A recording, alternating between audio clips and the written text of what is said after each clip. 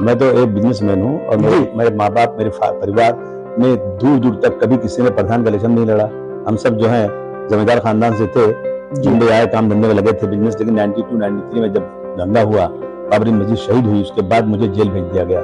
मोहतरम नाज़रीन, आप देख रहे हैं सरपरस्त सिलसिला, मैं हूं महबूब रजा सिद्दीकी। जब इंसान व्यक्ति से व्यक्ति विशेष, पर्सन से पर्सनालिटी और शख्स से शख्सियत बन जाती है तो वो आते हैं महबूब रजा के साथ टॉक शो में। चलिए आज आपकी मुलाकात मुल्क के मशहूर मारूफ सियासतदान, कारोबारी, समाजी कारकुन, मिल्लत के गमखार जनाब अबू आसिम खां आजमी साहब से करवाने जा रहा हूं। सरपरस्त न्यूज़ लाइव में आपका इस्तकबाल है, स्वागत है। शुक्रिया आपका बहुत बहुत। अबू आसिम खां आजमी साहब कोई मोहताज तारुफ नहीं, हिंदुस्तान में हर खास व आम लोग बहुत अच्छी तरीके जानते। क्यों जानते हैं? हमेशा जनता के दरमियान में, अवाम के दरमियान में बने रहते, उसके दुख तकलीफ मुसीबत के वक्त में बने रहते हैं। और उनके पार्टी का आज बहुत बड़ा नुकसान हो चुका है। आप जानते हैं, जिसे पूरा हिंदुस्तान नेताजी के नाम से जानते हैं, उनका इंतकाल हो चुका, उनका निधन हो चुका। उनके इंतकाल निधन से उनको श्रद्धांजलि पेश करके मुंबई तशरीफ लेकर आए। चलिए पहला सवाल लेते हैं कि मुलायम सिंह यादव का ऐसे वक्त में चले जाना, जो फिरका परस्ती एकदम आम हो चुकी है, हर तरफ जो है गामा गर्मी का हालम है, क्या लग रहा है आपको, कितना बड़ा नुकसान हुआ है? मैंने बहुत बड़ा नुकसान हुआ है। मैं समझता हूँ कि श्री मुलायम सिंह यादव जैसा सेक्युलर, आज जो समाज के दबे कुचलों के, समाज के उपेक्षित वर्ग की जो रहनुमाई कर रहे थे, मैं समझता हूँ कि पूरे हिंदुस्तान में कश्मीर से कन्याकुमारी तक अगर मैं नजर डलवाता हूँ तो कोई नजर नहीं आता।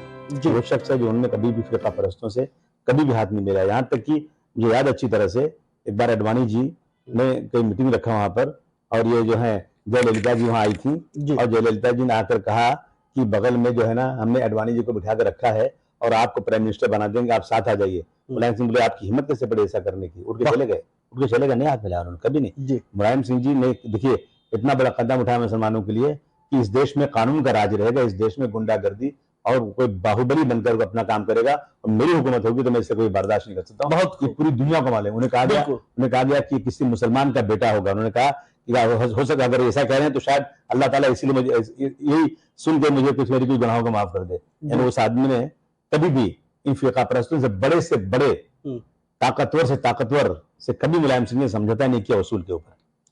देखिए, एक बहुत बड़ी बात अबू आसिम खां आजमी साहब ने दोहराया कि उनको जो प्राइम मिनिस्टर का भी ऑफर मिला था, मगर उन्होंने ऑफर ठुकरा दिया, इसलिए कि आइडियोलॉजी नहीं मिलती थी, उनकी सोच नहीं मिलती थी, इसलिए उनका नाम था माननीय मुलायम सिंह। कोई मौलवी मुलायम सिंह कहते थे, कोई बुल्ला जी मुलायम सिंह कहते थे, कोई मौलाना मुलायम सिंह कहते थे, इसलिए कि वो समाजवाद के लोहिया के और जेपी जयप्रकाश नारायण के वो वाहिद सिपह सलार थे, वाहिद समाजवादी के लीडर थे, जिन्होंने अपनी सारी जिंदगी में समाजवाद से कभी भी समझौता नहीं किया।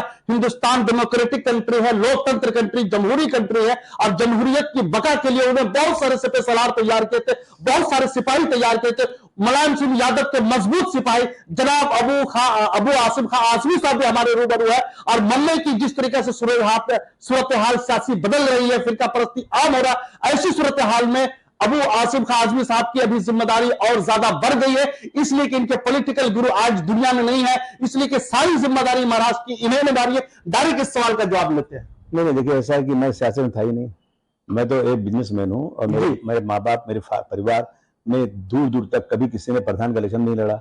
हम सब जो है जमींदार खानदान से थे, मुंबई आए, काम धंधे में लगे थे बिजनेस। लेकिन 92-93 में जब दंगा हुआ, बाबरी मस्जिद शहीद हुई, उसके बाद मुझे जेल भेज दिया गया। मैं 1 साल 10 दिन तक तो काला दिन था, वो बगैर किसी गलती के मैं जेल में था। ये लोग, वो नेता कांग्रेस के जिनको हम अपने पैसे से मदद करते थे, कुछ लिए बगैर हमेशा वोटिंग कराते थे कि कांग्रेस चुनकर आ जाए, ये सेकुलर पार्टी है, उसी पार्टी की सरकार थी और कोई सदा हाथ रखने को तैयार नहीं था। जब 94 में छूट कर मैं आया तो दिन के उजाले में कोई नेता मुझसे बात करने को तैयार नहीं था। यहाँ तक कि एक जावेद साहब थे, जावेद खान साहब, जो मंत्री हुआ करते थे, उनको बुलाकर उस वक्त के मुख्यमंत्री ने कहा कि आपको हम मिनिस्टर नहीं बनाएंगे क्योंकि आप अबू आसिम के रिश्तेदार हो या जानने वाले हो। इस तरह का मेरे ऊपर था। लेकिन ऐसे में एक गैर मुस्लिम नेता उत्तर प्रदेश की सरजमीन से चलकर मुंबई आता है और मेरे सर पे हाथ रखता है कि मैं तुम्हारे केस को पूरा पढ़ चुका हूँ, जानता हूँ अबू आसिम, तुम डरो मत, तुम बेगुनाह हो। और सुनिए, मैंने कहा टाटा साहब खत्म होना चाहिए। देश में टाटा के नाम पर कितने मुसलमानों को, कितने सिखों को, कितने मतलब लोगों को सत्ता पक्ष ने जिसको चाहा उसको डाल दिया, और उसमें जो है बहुत जुल्म ज्यादती हो रही। मैं अपनी आंखों से 1 साल तक देख के आया हूँ। उन्होंने कहा कि, मैंने कहा सब हम सारे नेताओं से बात कर रहे हैं, डेलीगेशन ले जाए कि टाटा खत्म करो। नेताजी ने कहा ये खत्म करना बहुत आसान, लाओ कलम, लाओ कागज लाओ। सुनिए इनकी सिंपलिसिटी देखिए आप। जी। अपने सेक्रेटरी को बुलाया, लिखा आज से उत्तर प्रदेश में टाटा कानून का खात्मा, ये साइन कर दिया, बोलो खत्म हो गया, ये लिख दिया ना मैंने। उनका देखो मैं लिख रहा हूं ना, ये सोच के कर रहा हूं कि एक मुझे पूना से एक आदमी आया था, मेरे पर हमला किया था आरएसएस वाला, और पकड़ा गया, वो टाटा में बंद है, लेकिन इस मेरे लेटर से टाटा उस पर खत्म हो जाएगा। लेकिन मैं जानता हूं, लेकिन मैं देश में उपेक्षित लोगों के साथ जो जुल्म जाती हो रही टाटा के नाम पर, उसके लिए मैं ये कदम उठा रहा हूं। इससे बड़ी बात और क्या हो सकती है? बिल्कुल। ऐसी सूरत हाल में अभी जो है कॉर्पोरेट वालों की सरकार चल रही, यहाँ पर 2, 3, 4, 5 लोग पूरी इस सरकार चला रही है। ऐसी सूरत हाल में जो मुतवस्सित तबका के लोग हैं, मिडिल क्लास के लोग हैं, जो नौकरी पेशा करने वाले लोग हैं, जो जरूरतमंद है, उनके लिए जीना समझिए कि नौकरी नहीं मिल रही, खाने नहीं मिल रहे, दाने, ऐसी सूरत हाल में क्या सियासत इसी को कहते हैं? नहीं, कुछ नहीं मिल रहा है। हिंदू मुस्लिम तो चल रहा है ना। हाँ, ये बड़ा मामला बन रही है ना जी। मुसलमानों को मारा जा रहा है ना जी। गाय के नाम पर मुसलमानों को जुल्म किया जा रहा है ना, मॉब लिंचिंग चल रही है ना, और जो है सीए एनआरसी के नाम पर मुसलमानों को तकलीफ दी जा रही है, ये हो रहा है। बस इस पे लोग खुश हैं। बर्बाद हो रहा है देश तो अल्टीमेट नुकसान तो देश का हो रहा है। देश बर्बाद हो रहा है, समझते नहीं। रिजर्वेशन खत्म हो रहा है, दलित भाई सोए हुए हैं, एससी एसटी वाले सोए हुए हैं, सारी चीजें, रेलवे बिक रहा है, हवाई जहाज बिक गया, एयर इंडिया बिक गया। मुसलमान कितने काम करते हैं? ये खुश होते हैं मुसलमानों के साथ जुल्म। अरे मुसलमान मुसलमान 1% था, 99% इसी मेरे मुल्क के दूसरे भाई थे। इन की नौकरियां जो जाएंगी अब, और ये जो है ना अब टेम्परेरी काम करेंगे। रेलवे बिक रहा है, रेलवे में कितने मुसलमान? 2%। किसकी नौकरी जाएगी? रिजर्वेशन। हम तो फुटपाथ पे पहले से केला बेचते हैं, गाड़ी चलाते हैं, ठेला चलाते हैं, और जो है कहीं मजदूरी का काम करते हैं, कहीं चाय का ठेला लगाते हैं, होटल में वेटर का काम करते हैं। ये नौकरियां जिनकी थी बेचारों की ना, वो भी सोए हुए हैं। जागना चाहिए उनको, देखना चाहिए उनको कि ये जो हो रहा है ना, सारी चीजें बेची जा रही है। बनाई क्या नहीं, आज तक कुछ नहीं बनाया गया, सब बेचा जा रहा है, बनाया बेचा जा रहा है। और सब जो है जो सिर्फ 4 गुजरात के लोग हैं, एक है, एक अमित शाह जी, एक नरेंद्र मोदी साहब है, दूसरे एक जो है ना ये अदानी है, और एक अंबानी है। 4 लोग पूरे हिंदुस्तान को चला रहे ठेकेदार हो गए हैं, और बर्बाद हो रहा है। कंपनी थी अभी मुकेश, बर्बाद गुलिस्तान करने को बस एक ही उल्लू काफी है। यहाँ तो हर शाख पे उल्लू बैठा है, क्या में गुलिस्तान क्या होगा जी। इस वक्त तो जिस तरीका से नया शिवसेना पुराना शिवसेना का माहौल चल रहा है, और सामने में नगर निगम का इलेक्शन भी है, हम जानना चाहते हैं कि आपकी पार्टी, आप तो महाराष्ट्र के स्टेट प्रेसिडेंट भी है समाजवादी पार्टी के, तो क्या लाहे अमल होगा नगर निगम के इलेक्शन? लड़ेंगे, इसलिए कि बड़ा नगर निगम है महाराष्ट्र। हम लड़ेंगे जैसे लड़ते थे हमेशा, अपने बलबूते पर लड़ेंगे। हमें सब एक ही थैले के चट्टे बट्टे नजर आते हैं, हमें कोई लेना देना किसी से नहीं है। हम अपना मैनिफेस्टो बना रहे हैं हम समाज के दबे कुचलों के लिए, उनको साफ पानी मिले, स्कूलों में बच्चों को एडमिशन मिले, स्कूल में अच्छी पढ़ाई हो, सड़कें बने, अस्पताल में काम अच्छी तरह से हो, और सारा जो कारपोरेशन का निजाम है वहां पे बिल्कुल ये करप्शन जो बहुत जबरदस्त है। अभी लखनऊ गए थे हम लोग, बंबई के लोगों के साथ गए थे। शर्म आना चाहिए बंबई के नेताओं को। हम जब गाड़ी में बैठे हैं तो गिलास का पानी हिलता नहीं है। वो तो हाईवे जाने दो आप, पतली पतली सड़कें भी इतनी प्यारी बनी हुई है। मैं बम्बई था, आप चलिए सड़क पे, सीएम बने तो काफी प्यार यहाँ पड़ा हुआ है। और ये करप्शन के खिलाफ लड़ूंगा मैं, और ये करप्शन खत्म करूंगा चाहे कुछ भी हो जाए। और किसी को कारपोरेशन जाने की जरूरत नहीं पड़ेगी। हमारी सरकार आ गई तो, हमारी सरकार तो पूरी फुल फ्लेज नहीं आएगी, मेरी मदद से सरकार जाएगी ना, तो किसी को कारपोरेशन की बिल्डिंग में चढ़ने की जरूरत नहीं है। सब ऑनलाइन काम होगा, और कोई दलाल, कोई इसमें जो है बीच के बिचौलियों की जरूरत नहीं है, सबका काम होगा। ये हमारी पूरी कोशिश है मुंबई के लिए। अबू आसिम खां आजमी साहब, आपके पर पूरा देश जो है, माइनॉरिटी समाज जो है, एक उम्मीद भरी नजरों से देखते हैं। आप देख सकते हैं कि युवा यूथ जो है अपने समाज में बहुत बेरोजगार भी है, और वो कहीं ना कहीं समझिए कारोबार को छोड़ के इधर उधर लगे हुए। तो उन युवाओं को, देशवासी के समझिए नौजवानों को खासकर, क्या मैसेज देना चाहते हैं इस दौर में? तालीम हासिल करो, उसके बाद दूसरा कोई रास्ता नहीं है। हम जब तालीम में आगे जाएंगे तो हमारा कोई हमको पूछने वाला मिलेगा। हमारे नौजवानों से मेरी गुजारिश है कि सुबह जल्दी उठो जी, नशा बंद करो, बर्बाद नशा मुक्त होना चाहिए मुंबई। और सब जो है ना अच्छे रास्ते पर चलो। सबसे जरूरी काम है नौजवानों से कि अपने पड़ोसी का ख्याल करो। आरएसएस जो है ना मुसलमानों की इमेज हिंदू भाइयों में खराब करके हिंदुओं को दूर करना चाहती है। बहुत अच्छा। मैं कहता हूँ नौजवानों, तुम अगर हुजूर सल्लल्लाहु अलैहि वसल्लम रसूलुल्लाह की जान देना चाहते हो तो रसूलुल्लाह के बताए हुए रास्ते पे भी चलो। अपना पड़ोसी जो है उसके, वो हिंदू अगर है चाहे किसी जात का भी है, उसको रात को खून की जरूरत पड़े ना, कहना तमाम हिंदू बगल हो जाओ, मुझे रसूलुल्लाह का पैगाम है। मैं इस पैगाम के मुताबिक अपने बदन का खून देकर तुम्हें बचाऊंगा। हम सब भाई भाई हैं। मैं हमेशा ये कहता हूँ कि हवेली झोपड़ी सबका मुकद्दर फूट जाएगा अगर इस साथ हम हिंदू और मुस्लिमों का छूट जाएगा। क्या बात, दुआ कीजिए कि हमें प्यार के रिश्ते रहे कायम। नरेंद्र मोदी जी अगर ये स्टेट टूट जाए तो भारत टूट जाएगा। क्या बात है, ये मेरा मैसेज। आप एक उर्दू के बड़े लवर भी है, मुशायरा भी करवाते हैं, मुशायरे में जाते भी है, उर्दू जबान के लिए भी समझिए गाहे बगाहे आप काम भी करते रहते हैं।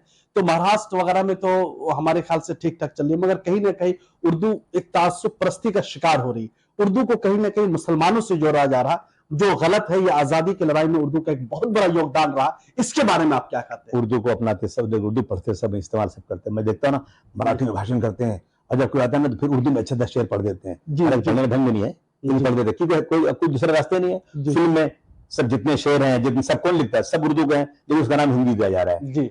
हमें जो है ना इस्तेमाल सब करते हैं, अपनाता कोई नहीं है। जिस मुल्क में मैं पैदा हुई उर्दू, उसी मुल्क में अजनबी हो गई आजादी के बाद। मैं समझता हूँ कि उर्दू को सेकंड लैंग्वेज मिलना का दर्जा मिलना चाहिए और उर्दू को रोजी रोटी से जोड़ना चाहिए। रोजी रोटी से नहीं जोड़ेंगे तो लोग पढ़ क्या करेंगे? आज जहाँ, और मैं मुसलमानों से भी कहना चाहता हूँ, जहाँ उर्दू दूसरी लैंग्वेज है वहाँ उर्दू में लेटर भेजो, गाड़ियों पर उर्दू में नंबर लगाओ, उर्दू में बैंक के चेक साइन कर लिखो तो हो काम होगा। उर्दू के लिए नहीं, उर्दू मुसलमानों की जबान नहीं, उर्दू हिंदुस्तानी जबान है। 1948 में गांधी जी की जब हत्या हुई थी, जब कत्ल हुआ था, तो सारा FIR उर्दू में लिखा गया था, सारे पुराने कागजात उर्दू में। उर्दू को इस तरह से मिटा करके मैं समझता हूँ कि बहुत बड़ा जुल्म होगा। कहते हैं उर्दू में शराफत है, उर्दू में नजाकत है, क्या बात, क्यों न पढ़ूं उर्दू, उर्दू मेरी इज्जत है। क्या बात है, क्या बात है। अपोजिशन में एक यूपी से आपकी पार्टी आती है, यूपी में कई बार आपकी सरकार रही है, पिछली मरतबा भी आपकी सरकार, इससे पहले 2 मरतबा से पहले भी सरकार थे, आखिरी सवाल की तरफ चल रहे हैं। मगर ये 2024 का जो इलेक्शन है, तमाम अपोजिशन को मुत्तहिद करके एक करके जो है 24 में फिरका परस्त लोगों को खार फेंकना, तो उसमें आपके पार्टी, आप लोग का क्या रोल रहेगा? देखिए, ये तो मेरे मुखिया तय करेंगे। हाँ, मैं तो बम्बई, मगर मुखिया से तो मिल के आप अभी तो बहुत टाइम है, पहले से बैसाखी ढूंढेंगे ना तो कोई पूछता नहीं है।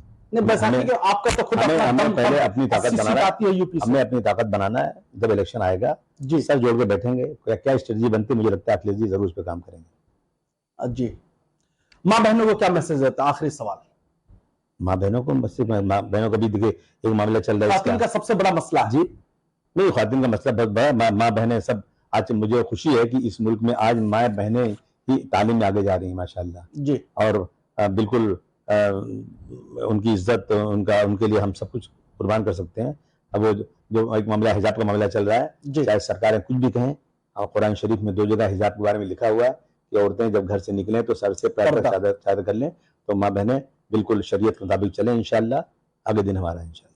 बहुत बहुत शुक्रिया जनाब अबू आसिम खां आजमी साहब। हमने बहुत सारे सवाल बेबाक तरीके से पूछे और अबू आसिम खां आजमी साहब ने बहुत बेबाक तरीके से सवाल के जवाब दिए और उन्होंने दास्तानी भी सुनाई, उर्दू जबान के तहफ़्फ़ुज़, उर्दू जबान का योगदान आजादी में उसके बताया। और उर्दू जबान एक तहजीब की जबान है, शराफत की जबान है, नजाकत की जबान है। ये अबू आसिम खां आजमी साहब ने कहा कि हमें लोग इस्तेमाल सभी लोग करते, पढ़ते सभी लोग करते, मगर अपनाने की बात आती है तो फिर जो आगे पीछे देखने लगते हैं। तो बहुत बहुत शुक्रिया हमारे साथ जुड़ने के लिए। Thank you. इंशाल्लाह उम्मीद कभी है कि हम और भी आप साथ मिलेंगे और भी सियासत पर गुफ्तगू करेंगे, इसलिए कि बहुत बिजी है। उत्तर प्रदेश से कल ही तशरीफ लेकर आए, बहुत सारे लोग मीटिंग के लिए इनके सामने भी बैठे हुए, हमेशा इनके सामने जनता दरबार लगा हुआ रहता है। समाज के लिए, सोसाइटी के लिए, मिल्लत के लिए काम करते हैं। उम्मीद करते हैं कि और भी ज्यादा काम करें, ताकि पार्लियामेंट में तो इससे पहले भी राज्यसभा जा चुके हैं, उम्मीद करते हैं कि लोकसभा भी जाएंगे और सरकारें जब 2024 में बनेगी तो बहुत बड़ा योगदान भी होगा समाजवादी पार्टी का। उस वक्त जब योगदान होगा तब आजमी साहब का बहुत बहुत शुक्रिया हमारे साथ जुड़ने के लिए। Thank you very much.